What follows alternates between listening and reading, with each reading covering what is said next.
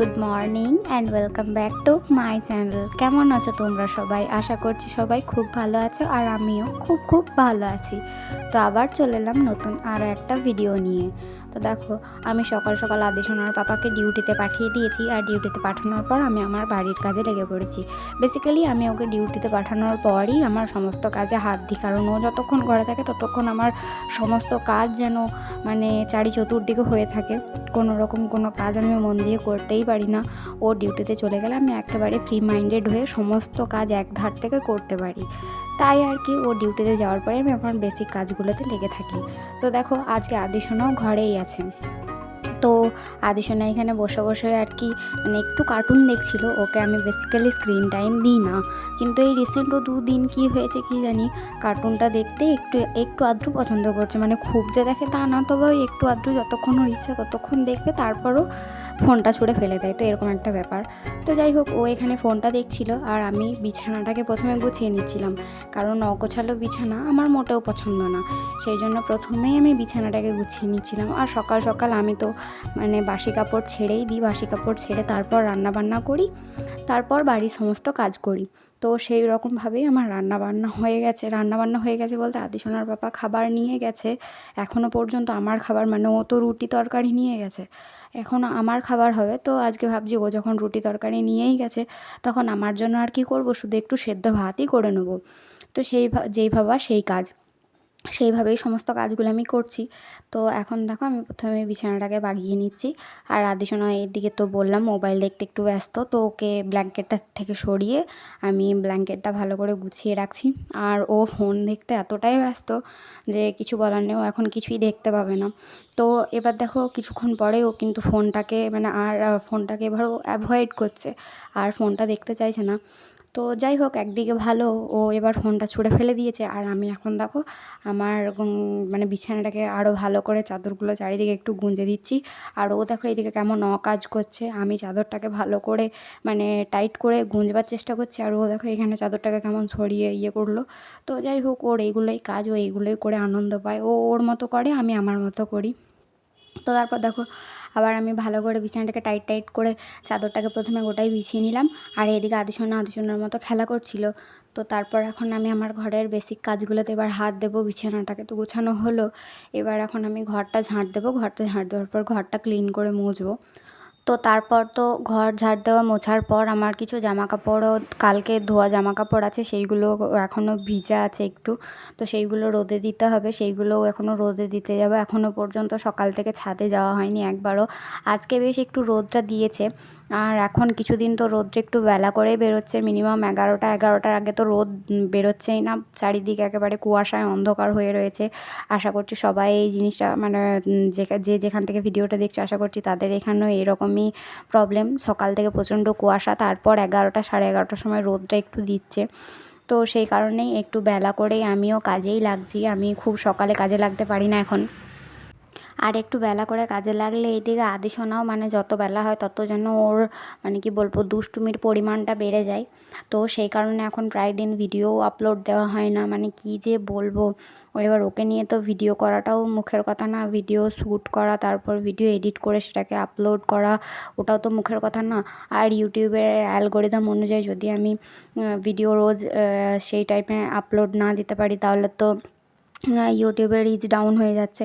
আর আজকালকার দিনে 2025-এ এসে দাঁড়িয়ে ইউটিউবে গ্রো করাটা খুবই মুশকিল, কারণ এখন সব কম্পিটিশনের যুগ, বুঝতেই পারছো।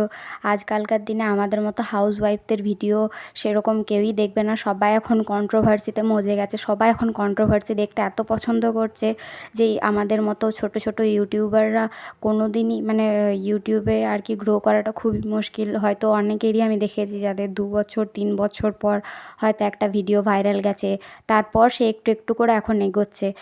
এরকমই 2-3 বছর টাইম লেগে যাবে, তারপর হয়তো তুমি এগোতে পারবে। তো 2-3 বছর এইভাবে খেটে যাওয়াটা, কোনো রকম কোনো কিছুর আশা না করে খেটে যাওয়াটা আমাদের মতো হাউসওয়াইফদের পক্ষে খুবই কষ্টকর। বাচ্চা নিয়ে একটা ভিডিও বানানো, সেই ভিডিওটাকে এডিট করে আপলোড দেওয়া, তারপরেও তোমার ভিডিওতে ভিউজ আসে না, তারপরেও তুমি কোনোদিনও ভাইরাল হতে পারছো না। এটা খুবই কষ্টকর। আমিও মাঝে কিছুদিন ভিডিও আপলোড দেওয়া বন্ধ করে দিয়েছিলাম, ঠিক এই কারণেই, যে ভিডিওতে ভিউজ আসছে না। কী করে বা আমি আগে যাব, সেইগুলো ভাবনা চিন্তা করে আমি ভিডিও আপলোড দেওয়া বন্ধ করে দিয়েছিলাম। তারপর আমি আমার জবও খুঁজছিলাম যে কোনো একটা জব করব, কিন্তু এবার এইটুকু বাচ্চা নিয়ে জব করাটাও তো মুখের কথা না বলো। এবার 8 ঘন্টার জব, 8 ঘন্টা আমি যদি জবে যাই তাহলে আমার বাচ্চাটাকে কে দেখবে 8 ঘন্টা? আর আমার মতো হাউসওয়াইফরা যারা হয়তো, যাদের পেটে হয়তো একটু লেখাপড়া আছে, তারা বাইরে বেরিয়ে জব করতে চাইলে করতেও পারে, কিন্তু যাদের এরকম বছর না ঘুরতে ঘুরতে কোলে একটা আদেশোনার মতো ছোট্ট সোনা চলে আসবে, বা যাদের বাড়িতে কোনো লোকজন নেই, তারা কী করেই বা জবে বেরোবে বলো? আমাদের মতো হাউসওয়াইফদের সত্যিই খুব জ্বালা। আর এই যে ইউটিউবের পথে এগিয়ে যাচ্ছি, তো এখন মানে এত কন্ট্রোভার্সির যুগ যে এখন ইউটিউবে তোমার ভিডিও খুব কম মানুষই দেখবে, তোমার যতক্ষণ না ক্যামেরার কোয়ালিটি ভালো হবে, ভিডিও কোয়ালিটি ভালো হবে, তুমি যতক্ষণ না একটা লাক্সুরিয়াস লাইফ লিড করবে, ততক্ষণ হয়তো মানুষ তোমার ভিডিওটাকে অ্যাভয়েডই করবে, ততক্ষণ হয়তো মানুষ তোমার ভিডিওটাকে দেখতেই চাইবে না। এরকমই একটা ব্যাপার। সবাই আশা করি আমার মতো যারা ছোটো ছোটো ইউটিউবার, তারা হয়তো আমার এই কথাগুলো থেকে রিলেট করতে পারবে।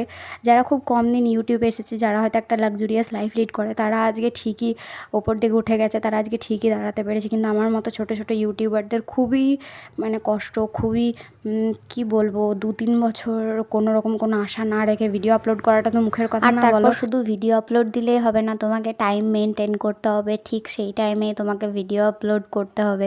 এবার আমার মতো যাদের ছোটো বাচ্চা, তারা আশা করি বুঝতেই পারছো যে তোমার বাচ্চার যদি শরীর খারাপ থাকে, তাহলে নিশ্চয়ই তুমি সেই টাইমটাতে ক্যামেরা অন করে বলতে পারবে না যে আমার বাচ্চার শরীর খারাপ, আমি ডাক্তার দেখাতে নিয়ে যাচ্ছি।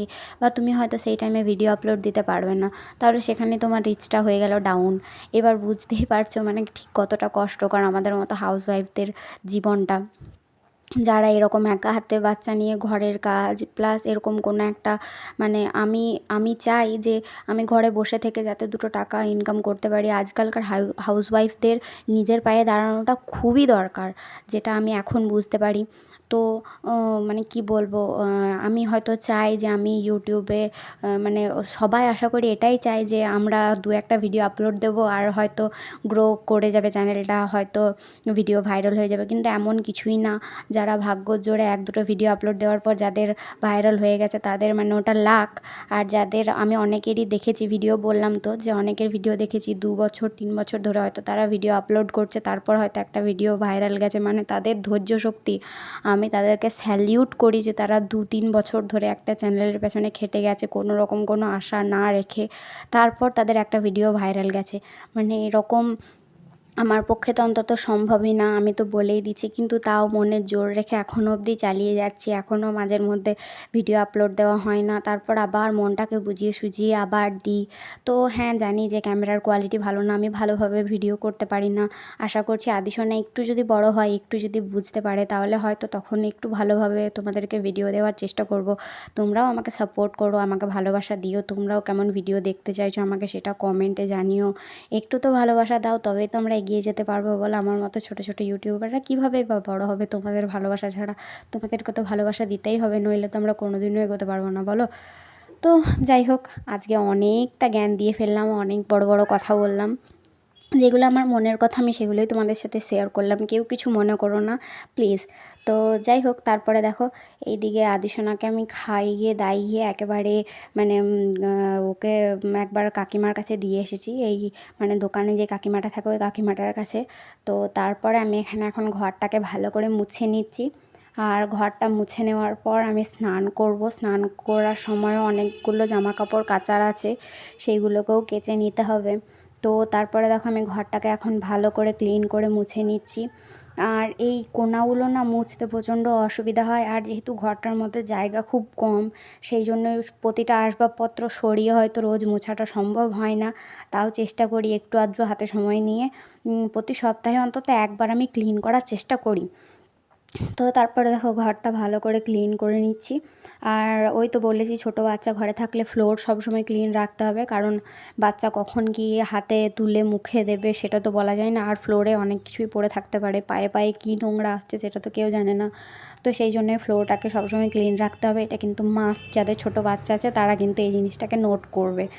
তো মানে নোট করার মতো কিছুই না, আমি যে মানে ছোটো ছোটো টিপস দিয়ে থাকি যেগুলো নিজের লাইফ থেকে যেগুলো আমি জানতে পারি। আমিও তো নতুন মা বলো, আমাকেও যদি কারোর কোনো টিপস কিছু জানা থাকে আমাকেও সেগুলো সবাই জানাতে পারো। আমার খুব ভালো লাগে, যেহেতু আমার মাথার ওপরে বড় কেউ নেই বলে দেওয়ার মতো বা বোঝানোর মতো, সেহেতু তোমরা যদি আমায় একটু হেল্প করো আমি খুবই মানে নিজেকে লাকি মনে করবো যে আমার ইউটিউব ফ্যামিলি আমাকে এভাবে জানায়।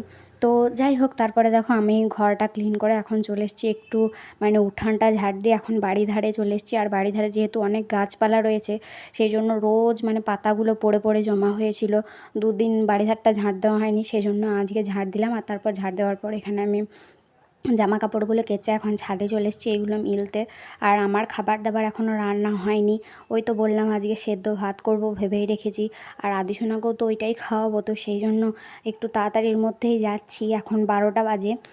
আর আদিসোনা একবার শুধু 11টা সাড়ে 11টার সময় সুজি খেয়েছে, ওরও হয়তো এবার খিদে পেয়ে যাবে। তো এখন তাড়াতাড়ি নিচে গিয়ে আমি এখন ভাতটা চাপিয়ে দেবো। আর এদিকে দেখো আদিসোনা আমার কেমন জ্বালাচ্ছে, ও মানে এত দুষ্টু হয়ে গেছে না, ও ধারণার বাইরে। ওকে একা হাতে সামলানোটা যে কতটা কষ্টকর সেটা আমাকে কেউ জিজ্ঞাসা করুক। তো তারপরে যাই হোক আবার চলে এসেছি নিচে। আর নিচে চলে এসেছি, ওইদিকে এখন ভাতটা চাপিয়ে দিয়েছি ইন্ডাকশানে। আর এখানে আমি আলুটা একটু মানে করে নিচ্ছি, ছুলে নিচ্ছি। যেহেতু এগুলো নতুন আলু সেই জন্য এত ভালো করে ছোলা লাগে না, একটু ওপর থেকে ছুরি দিয়ে জাস্ট ছেঁচে দিলেই হয়ে যায়। তারপরে এগুলোতে যেহেতু অনেক বালি আছে সেই জন্য এটাকে ভালো করে কিন্তু ধুতে হবে। তো তারপরে দেখো এখানে আমি আলুটা ভালো করে ছুলে পরিষ্কার করে নিচ্ছি। আর এবার জলে ধুয়ে আমি ভাতে দিয়ে দেবো, ব্যাস আজ আর কিচ্ছু করব না। আদিসোনার জন্য একটু ডাল সেদ্ধ করে দেবো, ওকে শুধু আলু সেদ্ধ দিয়ে খাওয়াবো না।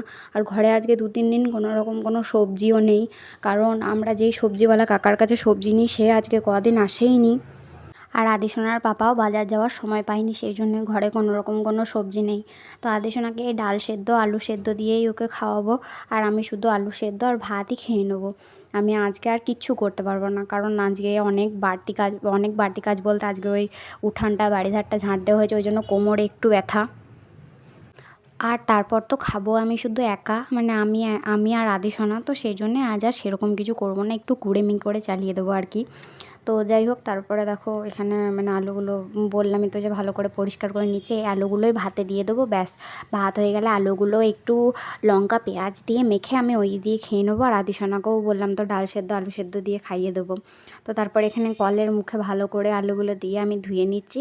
আর এগুলো এখন ভাতে দিয়ে দেবো। ভাতটা তো ইন্ডাকশানে চাপানো আছে, ভাতটা এবার আর যেহেতু অল্প চালের ভাত সেই জন্য খুব তাড়াতাড়ি হয়ে যাবে আশা করছি। তো তারপরে এইদিকে দেখো ভাতটা হয়ে যাওয়ার পর এখানে আমি আদিসোনাকে খাইয়ে দিয়েছি, খাইয়ে দেওয়ার পর ওকে ঘুম পাড়িয়ে দিয়েছি। আর এখানে আমি এখন খেতে বসেছি, দেখো আলু সেদ্ধ আর ভাত। আর এখানে একটু পাঁপড় সেঁকে নিয়েছি। তো চলো আমি আমার খাবারটা এনজয় করি। আজকের ভিডিওটা এতটাই, ভালো লাগলে লাইক শেয়ার সাবস্ক্রাইব করে দিও।